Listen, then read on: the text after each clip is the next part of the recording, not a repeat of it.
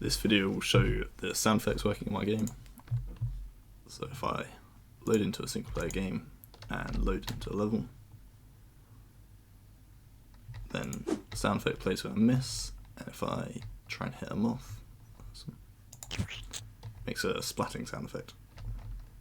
So if I attack multiple times in a row, the attack sound only happens when I click.